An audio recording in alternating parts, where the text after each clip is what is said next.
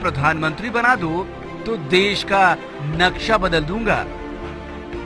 इस दावे को मजाक समझकर हंसी में उड़ाने से पहले ये मत भूलिए कि मोदी जी पिछले 1 साल में सैकड़ों बार देश का इतिहास, भूगोल दोनों बदल चुके हैं। देश को बदलने का दावा करने से पहले मोदी जी देश के बारे में थोड़ा बहुत जान भी लें तो बेहतर होगा।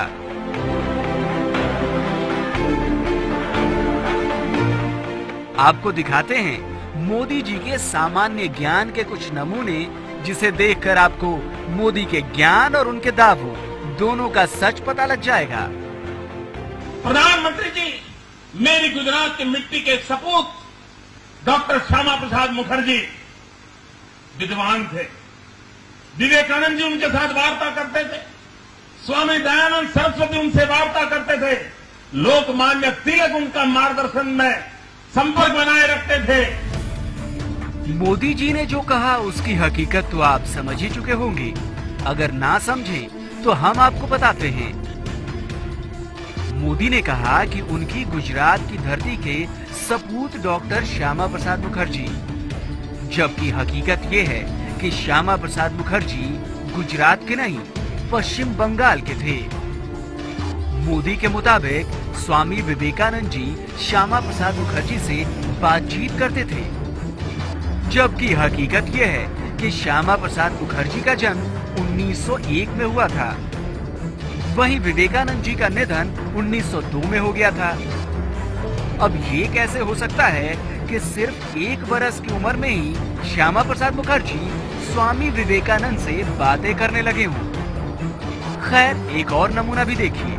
मोदी ने स्वामी दयानंद सरस्वती और श्यामा प्रसाद मुखर्जी की दोस्ती का भी जिक्र किया, जबकि हकीकत यह है कि स्वामी दयानंद सरस्वती का निधन 1883 में ही हो गया था। बस इतने में ही हैरान मत होइए, जरा मोदी जी के आगे का भाषण भी सुनिए। और लंदन में अंग्रेजों के नाक के नीचे इस गुजरात के सपूत ने इंडिया हाउस का निर्माण किया था, और मदन लाल धिंगरा ने कर्नल वायली को मारने का काम उस इंडिया हाउस में किया था। हिंदुस्तान में क्रांतिकारियों के वो गुरु माने जाते थे। भाषण की अगली लाइन में ही मोदी का ज्ञान गच्चा खा गया। मोदी जी ने कहा कि श्यामा प्रसाद मुखर्जी के कहने पर ही मदन लाल ढींगरा ने लंदन में कर्नल वायली को मारा था।